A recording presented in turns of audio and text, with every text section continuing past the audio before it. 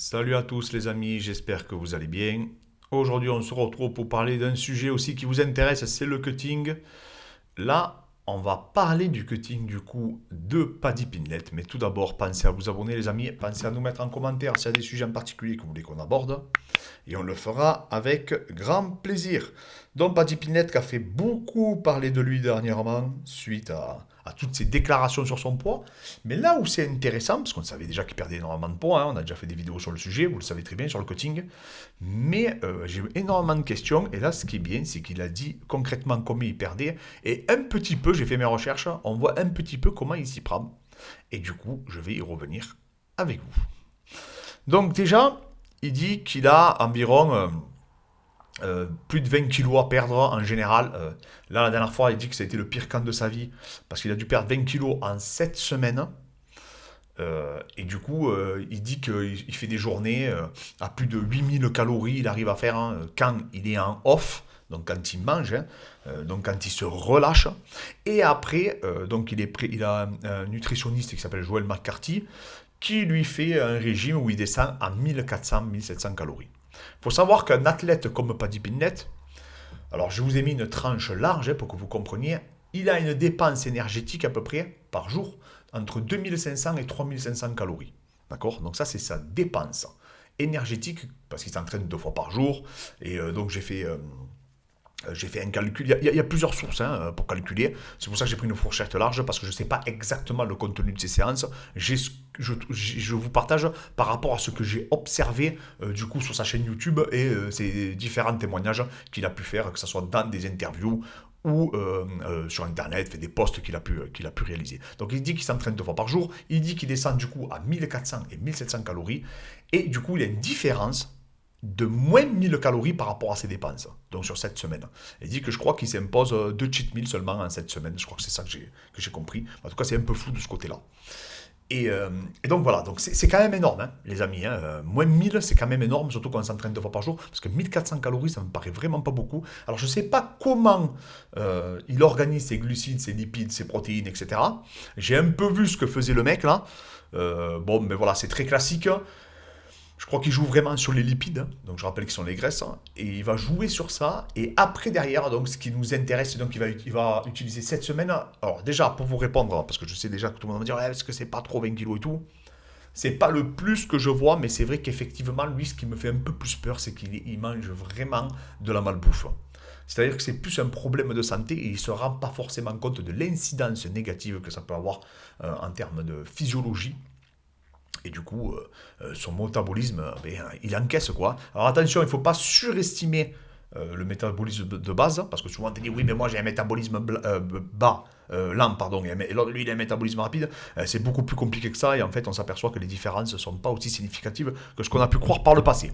En tout cas, derrière, donc il enchaîne, ça fait énormément de calories, je ne sais pas si vous vous rendez compte, ça fait un déficit de 7000 calories, les amis. Sachant qu'on est limité, et ça, pour la formation que nous allons produire, nous allons vous l'expliquer, la limite de tissu adipeux qu'on peut perdre, et après vous comprendrez que vous allez perdre du tissu maigre, et vous allez perdre des muscles en grande partie. Donc il va falloir faire attention, parce que lui il est quand même trop, le déficit est trop élevé pour conserver sa masse musculaire malheureusement. Donc du coup, on vous expliquera tout ça dans les détails. Donc en fait sa stratégie c'est quoi? Il met en place du coup cette diète, il continue à conserver une charge d'entraînement en fait, comme s'il avait un apport calorique suffisant pour la supporter. Ça aussi, il faut faire très attention. Alors, je sais qu'il est supplémenté, je sais qu'il est accompagné, je sais tout ça. Bon, mais visiblement, il le fait de façon beaucoup plus intelligente et plus pertinente que ce que j'aurais pensé. Ensuite, il va faire une hyperhydratation, et c'est là où, pour moi, c'est là où tout devient à peu près un peu flou et approximatif. C'est-à-dire qu'il va falloir faire très attention, les amis, que si vous voulez faire une hyperhydratation, il faut vraiment être suivi, et il faut comprendre comment ça fonctionne. Je vous ai illustré en bas les hormones qui vont composer du coup sur quoi ils jouent. Eux, ils vont jouer sur la balance sodium-potassium, et ils vont jouer du coup sur des hormones qui sont antidiurétiques, donc la vasopressine, et surtout ils vont jouer sur l'aldostérone, l'angiotensine, pardon, et la rénine. Et du coup, quand tu étudies ces hormones, quand tu lis beaucoup de papiers, ben, tu t'aperçois que tout ce qu'ils racontent, en fait, je pense qu'ils ont récupéré des anciens cuttings de bodybuilders, de l'époque. Hein.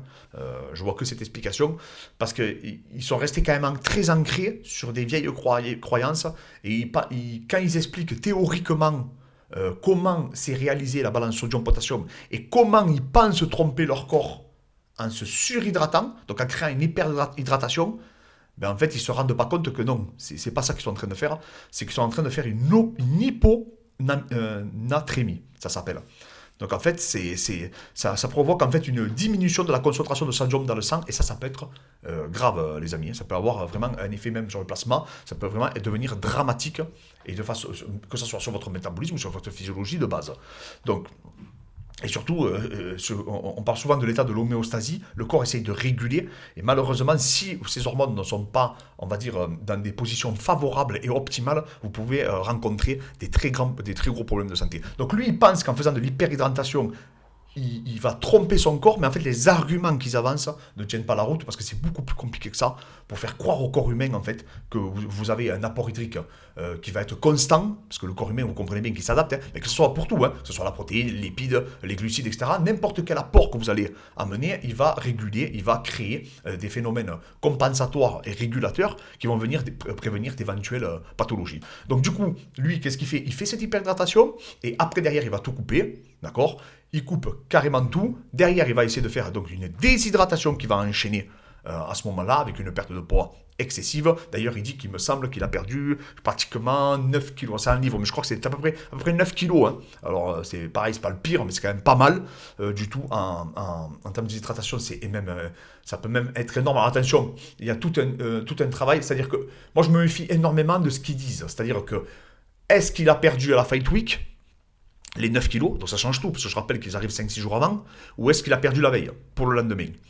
Je sais qu'il y en a qui le perdent la veille ou pour le lendemain, nous on l'a déjà fait, si vous voulez tout savoir, mais il faut savoir quelque chose, c'est que quand on l'a entamé, on n'était pas en diète. Voilà, on n'avait pas une diète restrictive. On avait une diète de maintien, et ça change tout, les amis. Parce que quand il y a une diète restrictive, tes réserves énergétiques vont déjà être amoindries, si ce n'est quasiment nul. Donc en fait, ce qui se passe, c'est que lui, quand il arrive et quand il perd le poids, si sur la Fight Week, c'est pas énorme en soi, même si ça peut avoir une incidence négative. Je vous rappelle qu'on a fait une vidéo avec Fred sur une étude scientifique qui est sortie il n'y a pas très longtemps, c'est une méta-analyse même, qui est sortie sur le cutting, allez la voir, allez sur la chaîne, si ça vous intéresse pour aller un peu plus loin, où on parle de performance, etc. Maintenant, on n'a pas les capteurs nécessaires pour savoir si ça a une incidence significative. Enfin, nous, on l'a à notre structure, mais on n'a pas fait sur assez de combattants pour pouvoir encore vous le présenter, mais on a des pistes de réflexion qui nous permettent de mieux organiser le cutting aujourd'hui. Donc voilà, mais sachez que voilà, vous serez surpris en fait de savoir les performances que vous allez pouvoir obtenir dès le lendemain. Pareil sur la lucidité, etc. Il y a beaucoup de choses qui sont avancées, mais c'est extrêmement complexe la déshydratation. Mais dans la formation, on y reviendra avec des études, et du coup, parce qu'il y a pas mal d'études sur ça. En fait, il n'y a pas beaucoup d'études sur le cutting, mais énormément d'études sur toutes ces hormones régulatrices et protectrices du coup, et tous leurs effets biochimiques et tout ce qu'on peut retrouver. Donc après derrière il fait une grosse déshydratation, après il fait sa pesée, après il fait sa recharge, et en fait quand il fait sa recharge, c'est là où je pense que pareil sur les boissons iso, hypo, etc., on voit que voilà, il se recharge pour se recharger, pas d'hypnète, et même je pense que je sais pas réellement s'il se recharge de façon très professionnelle, mais en tout cas il n'arrive pas si énorme que ça pour quelqu'un qui perd le poids qu'il perd actuellement. Et c'est là où par contre un Pereira, je trouve, qui est incroyable. Pour faire le parallèle, c'est que quand il arrive, le lendemain, il est énorme. Sa recharge, elle est vraiment, je pense, qualitative. Après, il y a des gens qui ont plus de facilité que d'autres, ça je vous l'accorde. Mais voilà, donc en fait, il a tout un cheminement où au début, il va perdre du poids, il va être un très gros déficit calorique. Donc il dit qu'il est entre 1400 et 1700 calories, ce qui est faible hein, par rapport à un athlète comme lui, qui combat, je vous rappelle, qui s'entraîne 2 fois par jour, parce que c'est pour ça, s'il entame directement, au bout de 7 semaines, il descend directement à 1400 calories, je trouve ça extrêmement faible, d'accord, de rester sur une si longue période en déficit, comme ça, et après derrière, il va entamer cette hyperhydratation, il va essayer de jouer sur la balance sodium-potassium, et après derrière, il va attaquer cette déshydratation. Et c'est à partir de là que je trouve que tout est flou, et même les arguments qui sont avancés, je trouve qu'ils sont un peu bancals. Donc voilà les amis, donc c'est un petit état des lieux, je voulais vous présenter un peu comment ça se passe, le cheminement du cutting. Bien sûr, dans la formation, on y reviendra dans les moindres détails, parce qu'il faudrait des heures pour tout vous expliquer, comment le processus se fait, comment le mettre en place, comment les protocoles sont mis en place. Je vous rappelle les amis, pour ceux qui veulent qu'on accompagne, qu'on vous accompagne sur les coachings, sur la préparation physique, etc., vous me contactez sur Instagram et je vous explique, vous me dites vos objectifs et à partir de là, c'est parti, on attaque. Donc les amis, je vous remercie encore à tous. Faites pas comme pas dit, en tout cas, le conseil que moi je vous recommande, c'est de ne pas prendre énormément de poids. Là, je sais pas si vous avez vu, mais il a changé de fusil d'épaule. Maintenant, il reprend plus le poids qu'il reprenait. Il a dit que maintenant, il essayait de se maintenir à plus 10 kilos. Donc, ça, c'est pertinent de sa part. Je sais pas si réellement il le fait parce que j'ai vu dans sa vidéo, il avait l'air un peu quand même grassouillé. Mais bon, après, il a l'air grassouillé, même du visage, même quand il est fin. Donc, ça peut être trompeur. Attention. Mais voilà, faites attention quand vous faites des rebonds, quand vous êtes en off. Essayez de rester plus ou moins propre, plus ou moins en shape, plus ou moins en forme. Continuez à vous entraîner. Et au moins, derrière, si vous avez une échéance qui arrive à votre proximité, vous n'aurez pas beaucoup d'efforts à faire pour réaliser le poids. Donc les amis, voilà. Tout d'abord, pensez à nous mettre un petit like, un petit com, d'accord. Si vous avez d'autres sujets, n'hésitez pas à me les transmettre hein, et je me ferai un plaisir de les aborder avec vous. Merci encore à tous et je vous dis à très bientôt.